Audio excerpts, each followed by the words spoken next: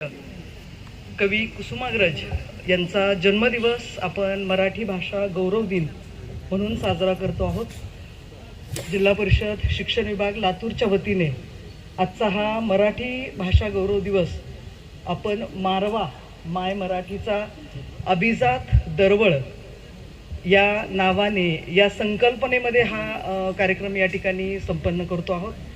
हा कार्यक्रम ज्यांच्या शुभ हस्ते या ठिकाणी संपन्न होतो आहे त्या या जिल्ह्याच्या जिल्हाधिकारी ज्या सतत कार्यक्षम तर असतातच प्रचंड ऊर्जा आणि सतत नाविन्याचा ध्यास असणाऱ्या त्यांचं एक व्यक्तिमत्व आहे.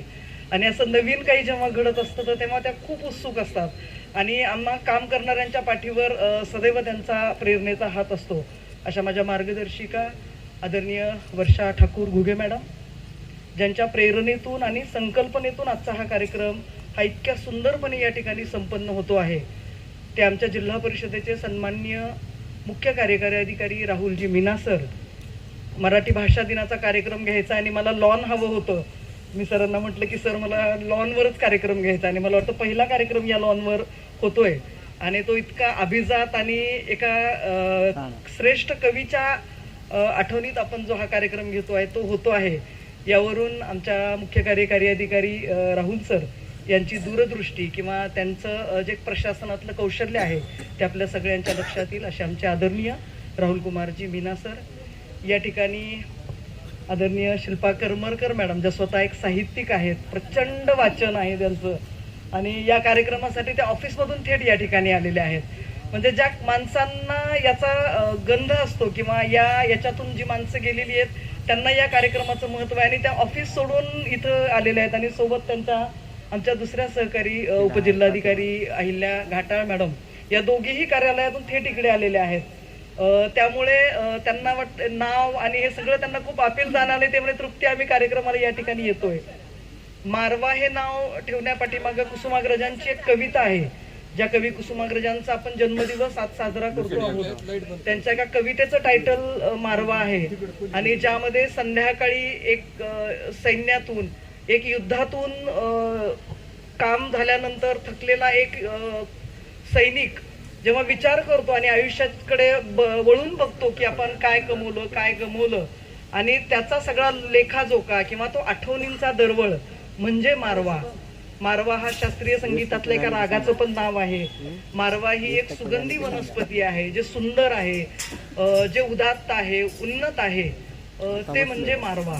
आणि मला वाटतं अशा या सुंदर सायंकाळी आपण महाराष्ट्रातल्या एका मोठ्या कवीला त्यांचं आठवण करण्यासाठी, त्यांचं स्मरण करण्यासाठी या ठिकाणी एकत्र आलेलो आहोत. त्यांचा साहित्य प्रवास, त्यांचं म्हणजे मला हे खूप कौतुक नेहमी वाटतं की आपण अनेक जण लिहिणारे या ठिकाणी आहोत, पण एका कवीच्या नावाने जेव्हा हा मराठी भाषा दिवस साजरा केला जातो किंवा शासनाने तो दिवस ठरवला म्हणजे त्यांचं किती साहित्यातलं मोठं योगदान आहे. आणि मराठी साहित्यात खऱ्या अर्थानं भर घालणारं काम कविवर्य कुसुमाग्रजांनी केलं. माझे अत्यंत आवडीचे कवी आहेत कवी कुसुमाग्रज. त्यांचं नाशिकला जे जन्मस्थान आहे कुसुमाग्रज प्रतिष्ठान म्हणून ते आता त्यांच्या मरणानंतर त्या ठिकाणी साहित्याची सेवा केली जाते. साहित्य भूषण नावाची एक परीक्षा घेतली जाते, ती परीक्षा मी पास आहे आणि विविध साहित्य प्रकार त्या ठिकाणी केले जातात. त्यामुळे तो एक ऋणानुबंध, तो एक नाद आहे. आणि सगळ्यात महत्वाचं आपण जेव्हा भाषेबद्दल बोलत असतो आपण सगळे मराठी, आपल्या मराठीवर मातृभाषेवर प्रेम करणारी माणसं आहोत आणि इथं जवळजवळ शिक्षण विभागात काम करणारी आपण माणसं आहोत. तर मला वाटतं की भाषा किती महत्वाची आहे आणि मुलांचं प्राथमिक शिक्षण भाषेतून होणं, मातृभाषेतून होणं हे किती महत्वाचं आहे. अनेक शिक्षण तज्ज्ञांनी, अनेक साहित्यकारांनी सांगितलेलं आहे आणि खरोखर मातृभाषेतून मुलांचं शिक्षण झालं पाहिजे. आज या कार्यक्रमाचं संचित काय किंवा या कार्यक्रमातून आपण काय घेऊन जाल, कुठला दरवळ आठवणींचा घेऊन जाल, तर इथं बसलेल्या प्रत्येकाने आपली मराठी भाषा अधिक उन्नत कशी होईल, त्या भाषेत अधिक भर कशी होईल, त्या भाषेच्या वापराने ही भाषा आपण अधिक समृद्ध कशी करूयात. आमच्या प्राथमिक शाळेतून मराठी भाषा असं वाटतं की आपल्याला दररोज तर बोलतो आपण आणि या भाषेत काय असणार आहे, पण ती भाषा अधिक समृद्ध व्हावी, संपन्न व्हावी आणि जागतिक स्तरावर या भाषेचा गौरव व्हावा यासाठी आपण पुढच्या काळात सर्वांनी काम करावं. मुलांचं प्राथमिक शिक्षण मातृभाषेत असेल, कारण असं म्हटलं जातं एक भाषा जर संपली तर त्या भाषेबरोबर एक संस्कृती अख्खी संपली जाते, एक विचार संपला जातो, एक दृष्टिकोन, एक जगण्याचा संस्कृतीचा दृष्टिकोन संपला जातो. म्हणून भाषा जगणं, भाषा जपणं आणि त्या भाषेमध्ये अधिक वृद्धी करणं हे आपल्या सगळ्यांचं कर्तव्य आहे. म्हणून हा संकल्प, हा मारवा, हा सुगंध मातृभाषेचा आपण सगळेजण इथून जाताना घेऊन जा.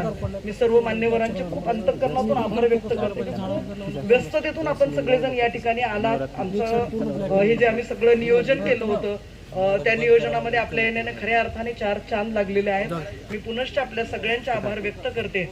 आणि आज या ठिकाणी ज्यांचं कवी संमेलन आपण ऐकणार आहोत ते सगळे जवळचे मित्र आहेत. म्हणजे पूर्वी मी कविता लिहित होते, आता प्रशासनामध्ये थोडे कविता हरवून गेले, म्हणजे साहित्यिक हरवूनच गेले, आता फक्त प्रशासकच उरले. आमचे गुरुवरी आदरणीय प्रभाकर साळेगावकर सर माजलगाव येथे मुख्याध्यापक होते, विज्ञान विषयाचे शिक्षक आहेत, पण मराठी भाषेवरचं त्यांची कमांड आणि त्यांचं साहित्य आता जेव्हा आपण अनुभवू तेव्हा तुमच्या लक्षात येईल की ते किती उंचीचे आहेत आणि त्यांनी किती साहित्य निर्माण केलेलं आहे.